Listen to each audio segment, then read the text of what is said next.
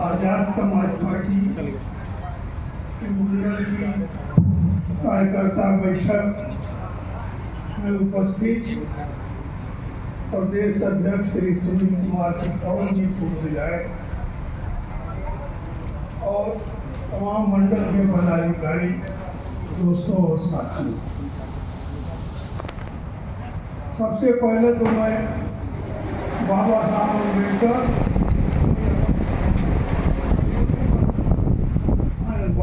अम्बेडकर और माननीय कांशीराम को मऊ जनपद की तरफ से खिराज अकीदत पेश करता हूँ। और दोस्तों, चूँकि संगठन के बड़े माहिर हैं हमारे प्रदेश अध्यक्ष जी, कई घंटा आप लोगों से पूरा सवाल करेंगे, तैयार रहिएगा। मैं उस पर कोई बात नहीं करूँगा, मैं पॉलिटिकल बात करके अपनी बात खत्म करूँगा। राजनीतिक थोड़ी चर्चा होनी चाहिए, क्योंकि हमारी पार्टी भी अब राजनीति में की केंद्र बिंदु है। इसको माने न माने प्रदेश अध्यक्ष जी, लेकिन आज की डेट में आजाद समाज पार्टी कांशीराम, जिसके नेता आदरणीय चंद्रशेखर आजाद जी सांसद नगीना है, ये केंद्र बिंदु है। और चंद्रशेखर आजाद की देन है कि भारतीय जनता पार्टी जैसी मनुवादी पार्टी के लोग भी जय भीम बोलने के लिए मजबूर हो गए हैं। आज वो भी जय भीम बोल रहे हैं। आज हर पार्टी के लोग जय भीम बोल रहे हैं, जो बाबा साहब से नफरत करने वाले लोग थे। जब बाबा साहब ने संविधान दिया था 1949 में, तो ये आरएसएस के लोगों ने बाबा साहब अम्बेडकर की शव यात्रा निकाली थी। आज उनको भी बाबा साहब अम्बेडकर से प्रेम हो गया है। उनकी मूर्ति पर जन्मदिन पर 14 अप्रैल पर माला चढ़ाने लगे। ये बहुत बड़ा काम अगर किसी ने किया है तो उस शख्स का नाम है चंद्रशेखर आजाद, जिसको बहुत बधाई देना चाहता हूँ कि जिस आदमी ने सड़क से लेकर के पार्लियामेंट तक आवाज उठाई, इतना जोर आवाज उठाई कि सब लोग मजबूर हो गए। दोस्तों, मैं कहना चाहता हूँ आपसे कि न सब लोगे तो मिट जाओगे ऐ हिंदुस्तान वालों, न सब लोगे तो मिट जाओगे ऐ हिंदुस्तान वालों। क्या हो गया भैया माइक?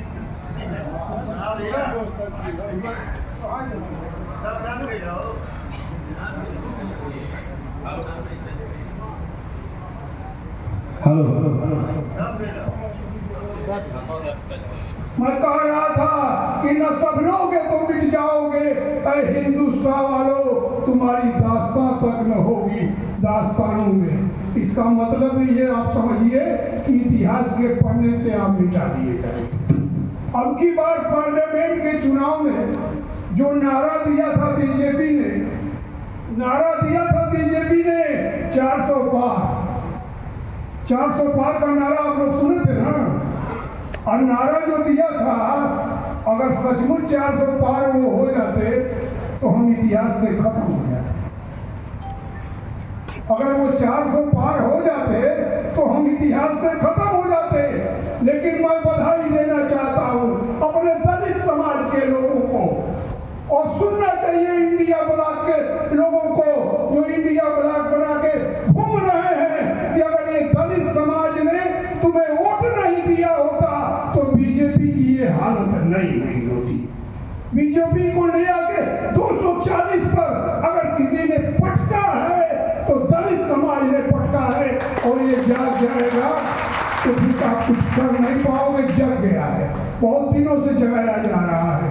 बाबा साहब अम्बेडकर के पहले से भी लोगों ने जगाया, कांशीराम ने बहुत कुछ जगाया।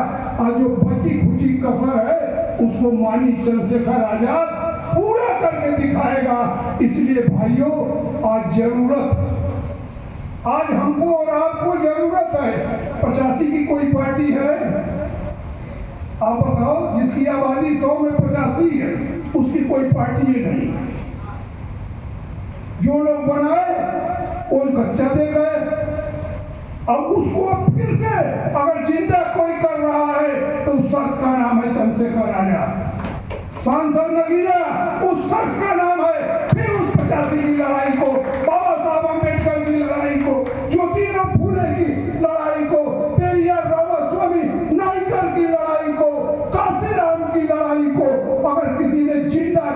है तो वो चंद्रशेखर आजाद ने किया है। तो बताइए हमारा आपका क्या धर्म बनता है? हमारा आपका क्या धर्म बनता है कि उस शख्स के साथ तमाम जाति के लोगों को खड़े होने की जरूरत है? खड़े नहीं हो पा रहे हैं, अलग अलग सोच रहे हैं कौन हराएगा बीजेपी को। अरे इससे आपसे क्या बहस है यार, सब मिल जाओ, बीजेपी अपने आप हार जाएगी। बीजेपी को हराने के लिए एक ही रास्ता है ना कि 85% एक जगह हो जाओ, इकट्ठे हो जाओ, बीजेपी हार जाएगी। चंद्रशेखर ने तो सर पर कफन बांध लिया है, कफन बांध के निकला है। अगर कहीं हमारी माताएं माने बेटियों पर अत्याचार होती है तो चंद्रशेखर मैदान में जाता है। दूसरे जो दलित नेता कहती हैं कहीं दिखाई नहीं देती। कहना पड़ेगा अध्यक्ष जी, इसलिए कि हमको पानी के बुलबुले जैसा कहती हैं कि कुछ पानी के बुलबुले उत्पन्न हो जाते हैं, इसलिए अब हमको भी कहना पड़ेगा कि कहीं भी दलितों पर जुल्म होता है तो वो दिखाई नहीं देती है।